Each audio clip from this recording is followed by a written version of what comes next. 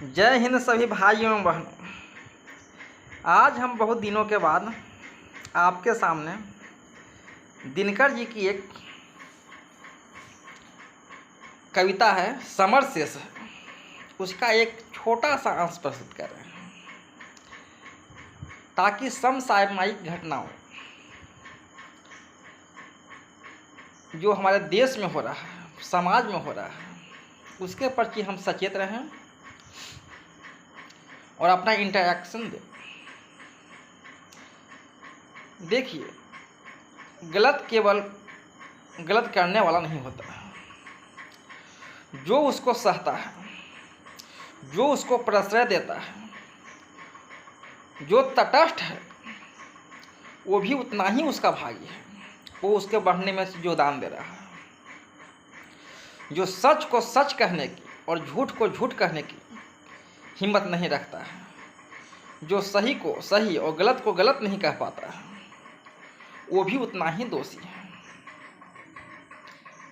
आज हमारा दैनिक दिनचर्या सामाजिक परिवेश में और राष्ट्रीय स्तर पर, यहाँ तक कि वैश्विक स्तर पर भी लोग अपने को तटस्थ रखना चाहते हैं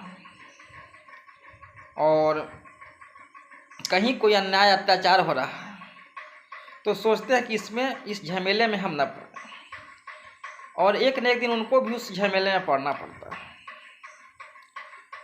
और समय सब याद रखता है, इसलिए हमें सच का हमेशा साथ देना चाहिए।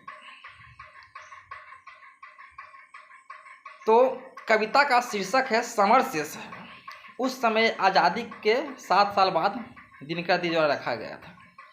इसमें लास्ट में उन्होंने कहा है, समर शेष है नहीं पाप का, भागी केवल व्याघ्र, जो तटस्थ हैं समय लिखेगा उनका भी अपराध।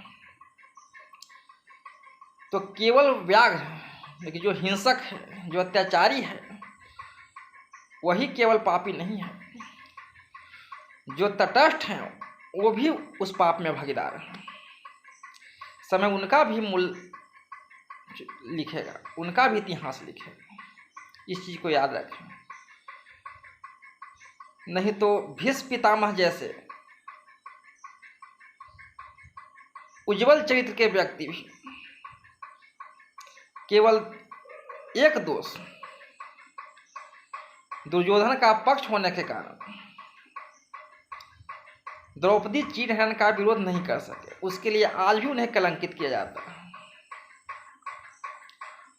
तो अगर आप में सामर्थ्य है तो विरोध करें, विरोध नहीं कर सकते हैं तो बोले, और अगर बोल नहीं सकते हैं तो कम से कम साथ खड़े रहें। तो कम से कम अत्याचारी अन्यायी व्यक्ति मंद पड़ते हैं और समाज और देश में अच्छे लोग की संख्या बढ़ेगी।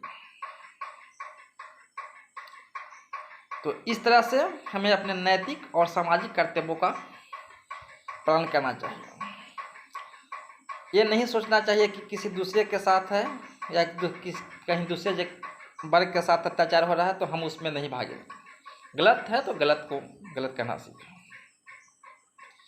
एक पंक्ति बहुत ही प्रासंगिक लगी, मैंने आज आप लोग के सामने उद्धृत करना चाहा।